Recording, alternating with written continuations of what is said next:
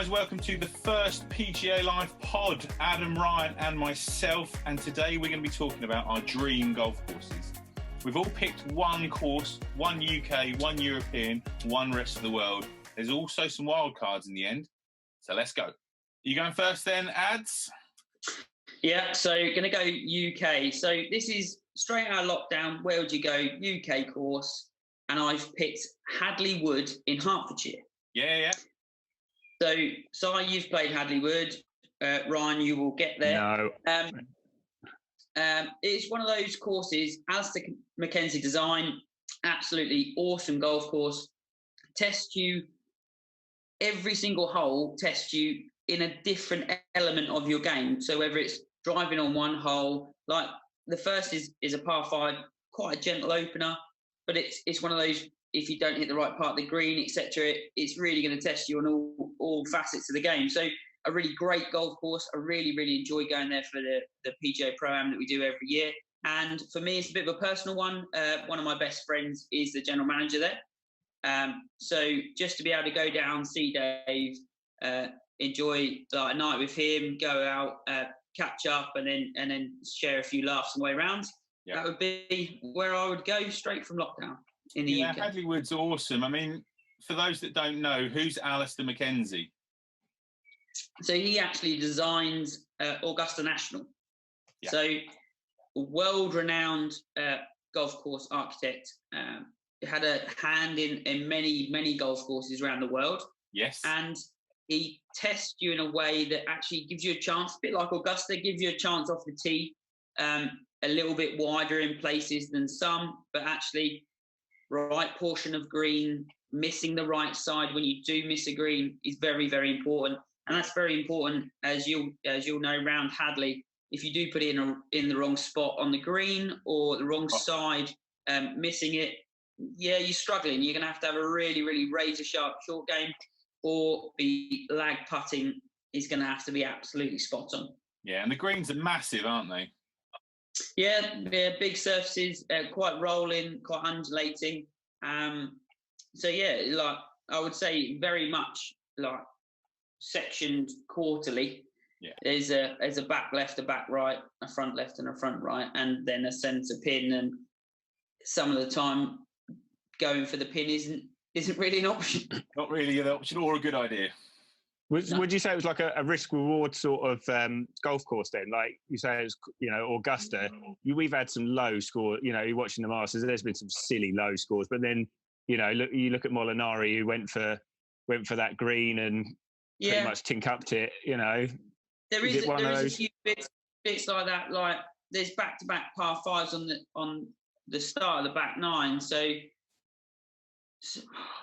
it is a little bit like you can take it on, but you take it on and get it wrong, you're going to roll up a number. There isn't a par 3 like you would classify at Augusta, but there are some quality par 3s. Like 17 stands out to me as being just a superb golf hole. It's about a 5 iron from the back tee. It's just a very, very good golf hole.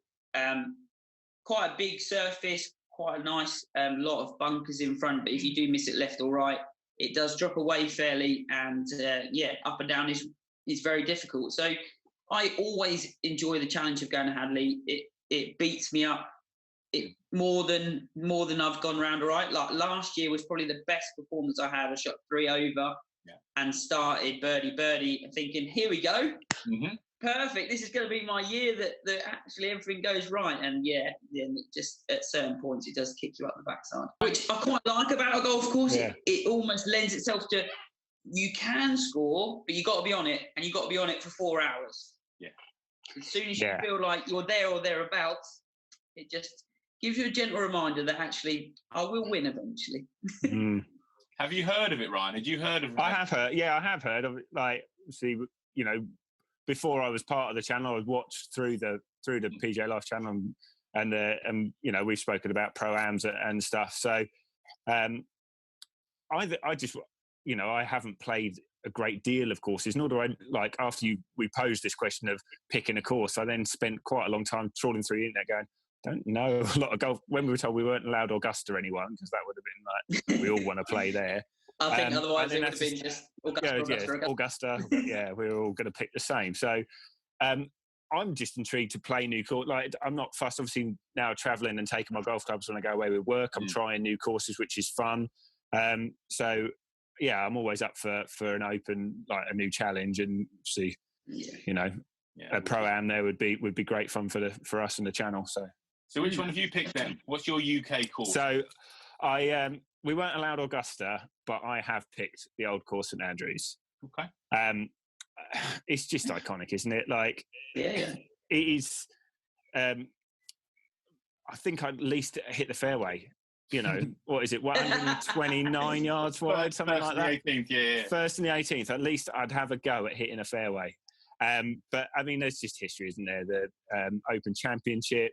I mean, it's like 600 years old. It's just steeped in, and it's when you see the pictures on the TV and stuff of, you know, that bridge, the clubhouse, it is unmistakable golf. Like, you know, I know they call it the home of golf, and it's sort of one of those things that's just, you look at it going, yeah, I think this would be great. And like things like the ballot as well, I think that sort of thing's really cool. You rock up at 2 o'clock in the morning, like hoping you're going to get on. You're just stood there waiting for that office to open. Yeah, cool. And go, oh, go on, please please just let me play. And then you rock up with, you know, maybe a 3-ball, and you're on, and you know, you've rocked. There's 4 of you gone, and you end up splitting up through the day, and you play with 3 other people, and you have a great round of golf, a great day of golf, and then you all meet up, and then there's stories. Everyone's got stories to tell, and yeah, it's one of those, isn't it? It's just, have you played it's a bucket list, isn't it? No.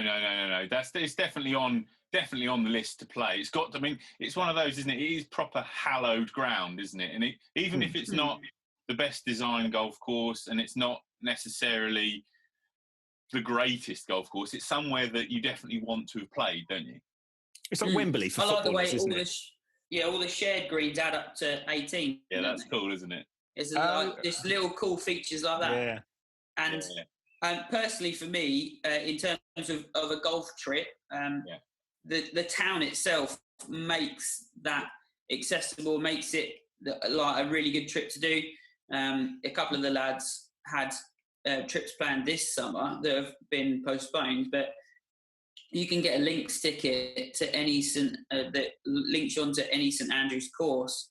So you've got like 5 or 6 courses and a par 3, like a putting green. Sorry, the Himalayas putting green bit, and you just think, like, if you were there for a week, you just never get bored, would you? No. Incredible. No, you could play every day. You could play every day of the week and not play the old course and still have a great time. And if you still have an absolutely amazing week. Yeah. So where have you picked inside? Well, I've chosen Royal County Down. So RCT. Obviously Northern Ireland. Old Tom Morris design. So again, I'm not a massive one for golf course designers, as we'll get onto in later picks and in later episodes of this. But, you know, Old Tom Morris is a classic design. It's in a beautiful part of the world. Northern Ireland is stunning. It's in a national park, so it's in a proper area of natural beauty, shall we say. So it's coastal and mountainous, isn't it? I think it's quite famous. I think it's the bearded bunkers, isn't it, that are there, that are obviously really hairy bunkers around the tops of the bunkers. And I just think that it's quite quirky, but a proper challenge. It's obviously hosted loads of massive events, and it will no doubt host more events in the future. And my one prerequisite that I've added into all mine is when I want to play them. So I'd want to play this any time in the summer. I wouldn't want to go there in the depths of winter in the wind and the rain. If you caught a bit of summer breeze or summer showers, that's cool. But I'd want to try and play it as hard and fast and fiery as it is. Sitting on the Irish Sea, isn't it? It's like, it's linksy, isn't it? So you're going to get that really bitter cold, As much as I don't like being a fair weather golfer, and if I'm never one to go, it's piddling down with rain outside. Do you know what? I'm going to go and play golf. But if I'm out there and it's raining, that's fine. You put your waterproofs on, you carry on. It's all right. Totally agree. But I think there's a line, and when it's whipping off the sea and freezing cold, I think there's definitely probably not, there is not other the things place in this to be. world that I'd prefer to be doing at that point. Yeah. Yeah, definitely. Good. It's used as a warm-up course a lot, isn't it, for Open Championships? Obviously, the pros use County Down regularly. It's a top 10 course in the world. It's just an amazing track. It's Rory McIlroy's favourite course in the world, and if it's good enough for him, yeah, I'm not being funny. And he's played most of them. He's played a lot of them, hasn't he? He's played the good ones at least, hasn't he? That's a good yardstick to go by, to be fair. Yeah, definitely. Cool. So that kind of lends us into a bit of Europe. Ryan, where are you going for in Europe? Okay, so we discussed this earlier, and you both basically stole the two that I knew. What, Europe? Yeah, in Europe.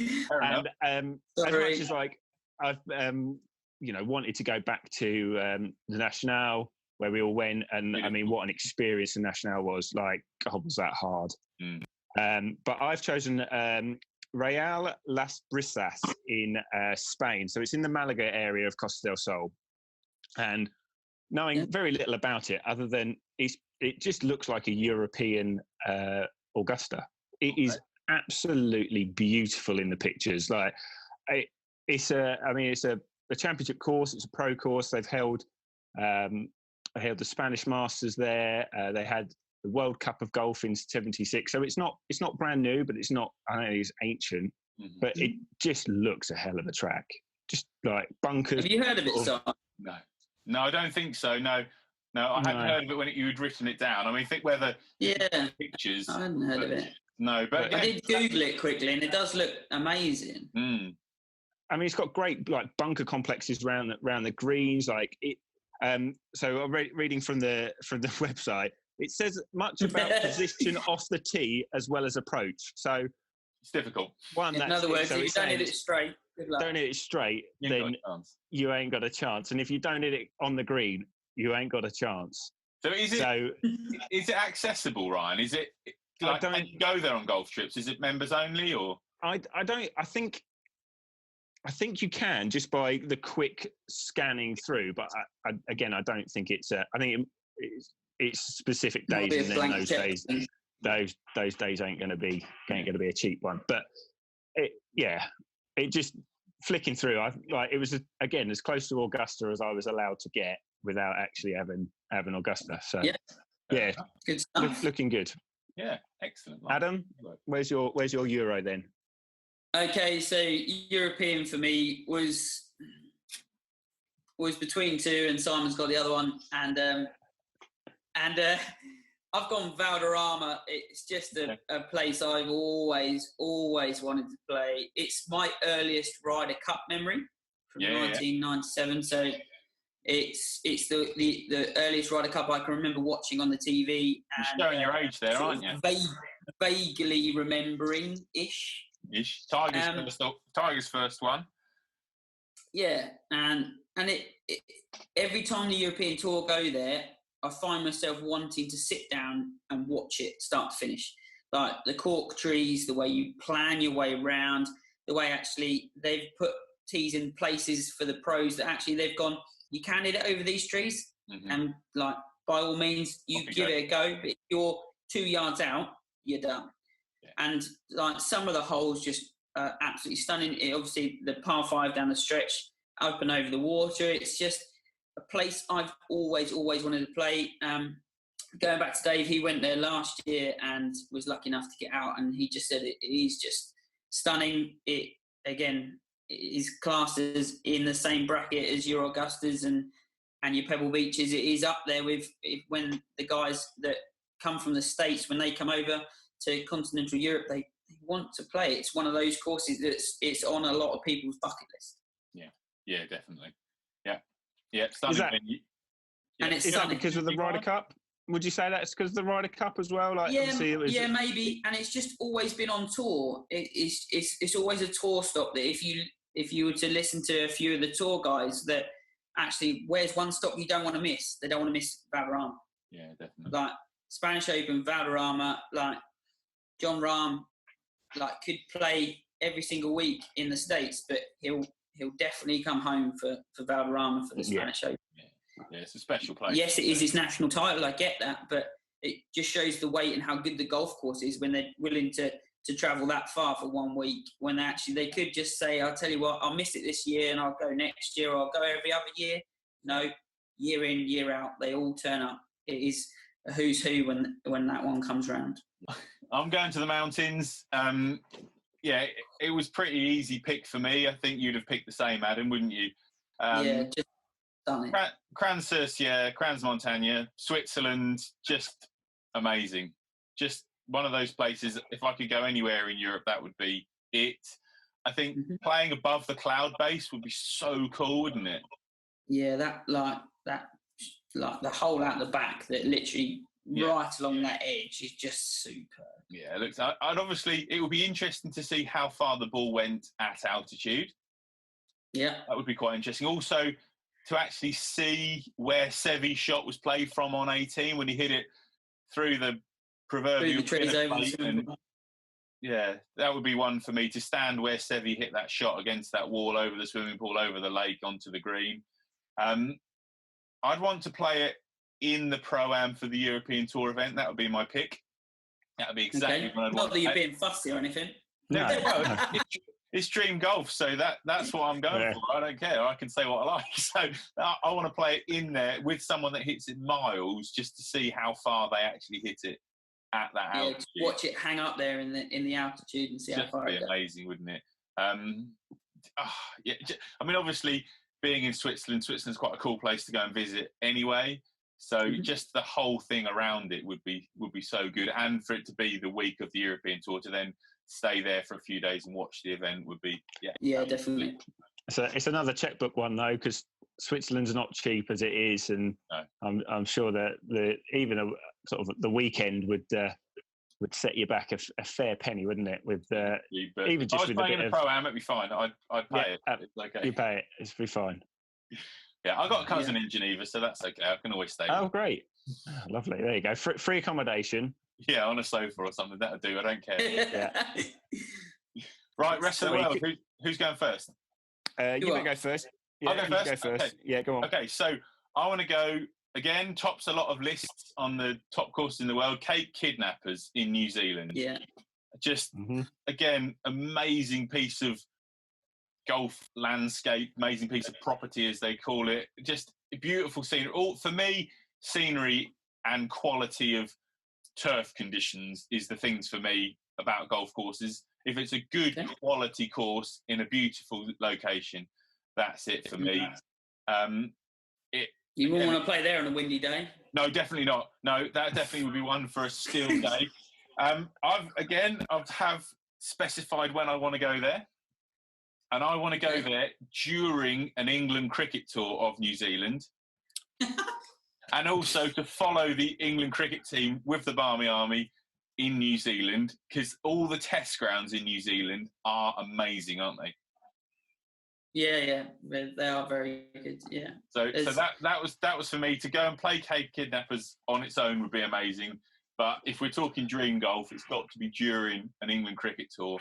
Follow the Barmy Army, have a great time, and just experience the whole country.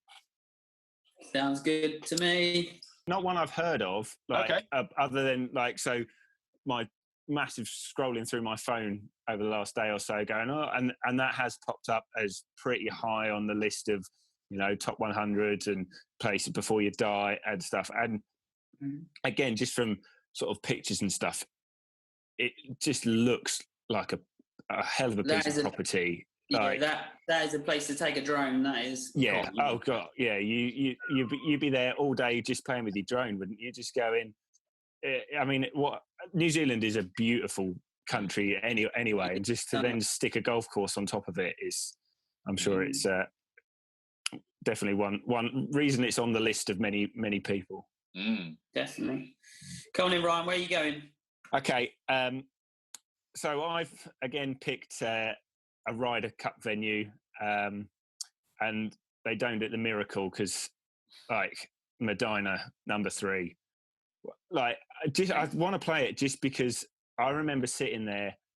What was it, 2012 on the Saturday, watching the postman properly deliver. Yeah.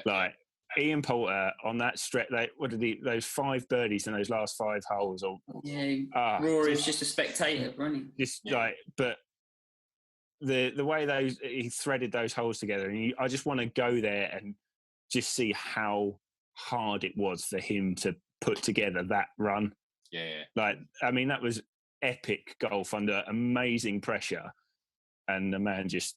And obviously the stands are going to be there, and the atmosphere is not going to be there. But to just sort of go and walk, like when we walked the National, and you were like, oh, do you know what? They've cut this rough back, and I still can't find my blooming ball, And it was hard, and it was hard for them, and it was really hard for us. So, go into any Ryder Cup course anyway, but the one where Europe properly pulled it out of the bag from nothing, I think would be great to go and experience, to see just how hard it was for them to do that. And it was the same when we went to Le Golf National, wasn't it? It's nice to stand on those tees and think, oh, I remember this, I remember that. Like for Medina, like for me, I remember Luke Donald's tee shot that followed in Woods over the water down the hill. Yeah, on 17. Woods and Stricker knocked it in there close, and like Luke's just hit it inside, and you just think like that's the ultimate pressure. That's why you stand there for hours and hours hitting balls, and it's to be able to go to those courses and hit those shots and think about like what happened on those holes, leading to why you wanted to be there. And for Ryder Cup drama, that has to be up there. So I felt the pressure at the National, on the first shot into the green over the water, I just didn't want to stick it in the water. So, and that's just us, just have it for them. That meant everything to get those points on the board. Oh, the pressure there must have been, and then the elation after it, and that's, I think that's a pretty cool place to go to America and literally take it from underneath their noses. Yeah. Yeah, cool place. Definitely. Right. While we're in America then, Adam. So while we're in America, we'll move around a little, and I'm going ultimate dreamland. Like, I've been to the gates of this golf course, and that's as far as I was allowed to go. So I want to play Cypress Point, please. Mackenzie design, so I've obviously got something about that. Mm-hmm. But it's on 17 Mile Drive. You pay to go onto 17 Mile Drive, and you just drive through, and it's just golf course after golf course. You've got Spanish Bay, you've got Poppy Hills, you've got Pebble, you've got MP, it's just Spyglass Hills. It's just it's just a piece of property that it doesn't exist anywhere else in the world, really. No, exactly. No. It is absolutely incredible. It broke my heart to drive through there and not pick up my golf clubs and walk out on any golf hole. I was going to say, you could play any of those, couldn't you? Yeah, you can play any other course on 17 Mile Drive if you want to pay the price, but you can't play Cypress Point. No. Members and invited guests only. So if there's anybody that is a Cypress Point member and wants to invite me across, then by all means, I'm quite willing to pay the airfare. Yeah. So Cypress Point is just incredible. Like the cypress trees that sort of map that whole coastline. It's just incredible, and the views and the way that the holes are cut around the rock on the seafront is just breathtaking. There's no other word for it. I can't even tell you the amount of times that me and Claire drove along that coastline, and every time we turned the corner, we went, "Oh wow!" Yeah. It's just absolutely incredible. Lucky enough to go down and spoke to the guys at Pebble Beach, and the guy took me down onto the 18th and let me walk a few holes and bits and pieces just by talking to the guys in the pro shop. But to be fair, have you heard of Cypress Point? I have, again, not until... So I'd heard of, obviously, Pebble Beach, Spyglass, a lot of these from Tiger Woods golf games. Yeah. Cypress Point didn't stick out for, as one of those to play. The point with Cypress Point is that because it's members only, it was never sold to Tiger Woods games, whereas they had on the old ones that you had Spyglass Hill, you had Spyglass, you had Poppy Hills, you had Pebble Beach on the games. I remember playing them. Yeah, I never knew them. I mean, what was this? The first one was 90. I think it was Tiger Woods 99. I think was the first Tiger Woods game, and I was 12. Yeah. So I don't really it was just everyone loved Tiger Woods at the time, didn't they? And I enjoyed golf, and and I enjoyed gaming. So the courses, other than this was the name, and I just Sawgrass. Yeah, these were the names, and this was the golf course. It didn't mean anything. Now, obviously, 17th at Sawgrass and Poppy and stuff like that now start to mean a little bit more. Yeah. Good choice, Adam. And not sure. It's easy to pick the best golf course in the world, isn't it? Yeah. Wild card time, then, guys. Wild cards. So, okay, I'm going to go first, just because I thought that just because I can. Yeah, why not? And I thought up the idea of wild card, so I'm going first. Yeah. My pick, and so obviously traveling with work and stuff, and being like a big football fan as well, there's nothing quite like going home. Okay. So my wild card would be Bury, just because that is wild. It's pretty wild. And it's just down the road. It's just down the road, but there's something about your home course, whether it, the intricacies, and it's like a personal battle that you might win once. If for an amateur, it's definitely an ongoing personal battle. And obviously I'm playing other courses around the world, but it's always great to get home, get back to Bury, and play something that's so familiar, and just you can just go and enjoy yourself. Yeah, and I think it's obviously at the moment with our lockdown and not being able to play, and it literally just being up the road, it is like it's so close and I still can't play it, and it's sort of, I know it's frustrating for everyone not being able to get out and play golf at all, but I think as soon as we're allowed to and it's safe for us to go out and play golf, then I'll be one of those queuing at the first tee, definitely, to get back out. Well, or not queuing at the first tee, or not queuing, or not queuing. But safe distancely, waiting to hit that golf ball off that first. Yeah, hit that golf ball off that first tee and getting back out at home. Good stuff. So I go on then. You can have next pick. So wild card for me, North Norfolk coast. I've played a lot of golf on the North Norfolk coast. Love it. A great place to play. I want to play Royal West Norfolk, which is called Lancaster Golf Club as well, when the tide is in. So twice a year, they have a high tide, and all the little creeks and estuaries and little infills and ha-has and all the little streams and ditches fill in. The entrance road to the property gets cut off. Cut off from the mainland, and they have an event, a high tide event there, and that would just, because I've played it a couple of times, obviously with no water in any of the ditches, you just get down in there, in amongst the weeds and hack it out.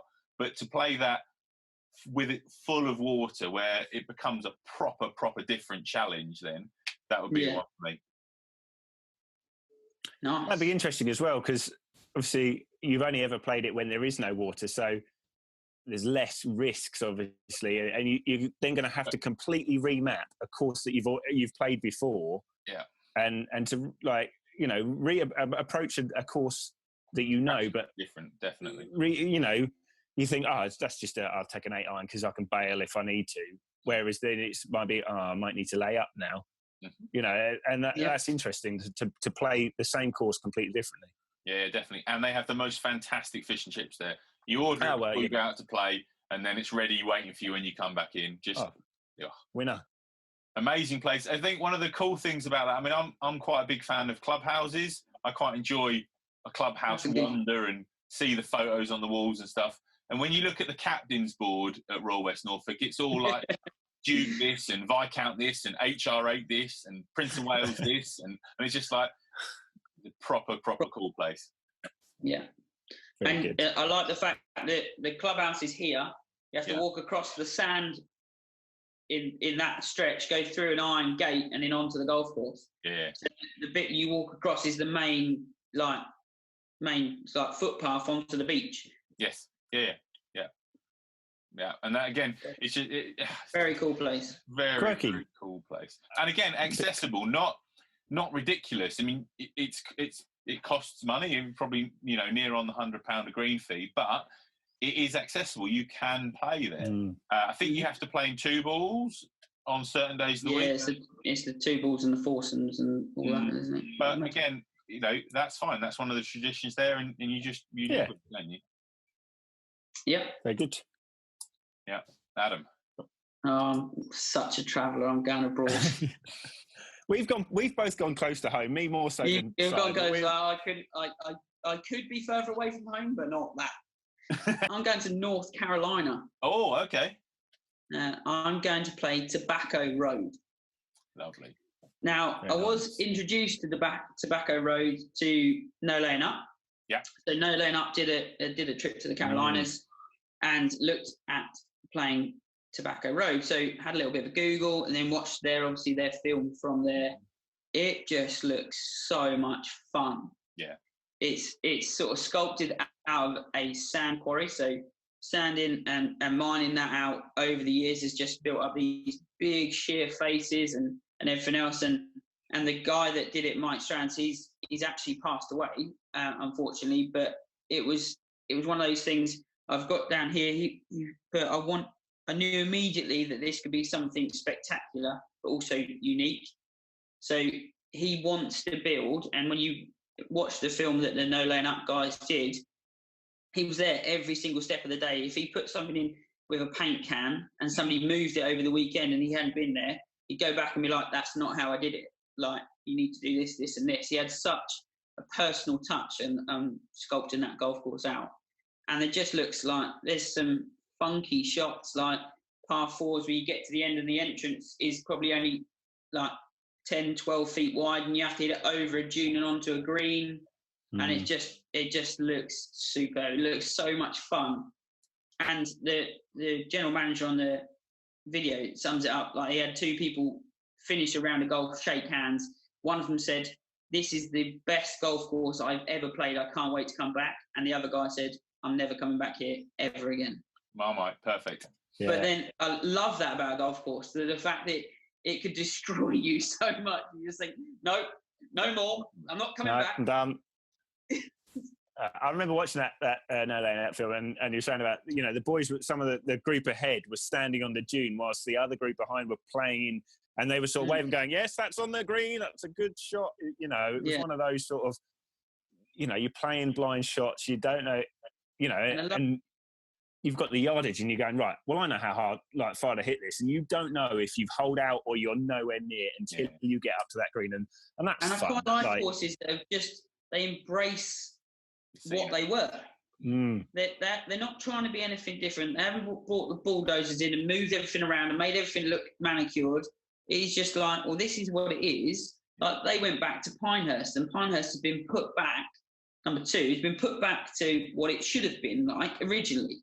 Like, yes, this is a fairway. If you miss it, it's sandy and there's a load of shrubs in there. So you either get a good lie or you don't. That's how it is. Done. I just like that about golf courses. Good, that was interesting. I enjoyed that. Love golf courses. Just go and play. Just thinking about golf for that time was awesome. I loved it. It felt like we were back. Soon, I hope.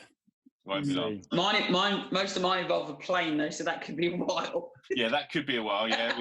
Ryan just needs to get his push bike out, so he'll be all right. Yeah. And you'll be at work, so it won't really matter. Yeah, exactly. I'll be at work, so I'll be fine. I can just walk. Yeah. You can walk out there, but I'll wander down after I finish. Cool. Yeah. So I reckon episode 2 we'll talk about different styles of golf course. Yeah. And go from there. See what all the different types of golf course there are around and about, and have a little think about which ones we like, which ones we don't like, which ones we maybe not have played before.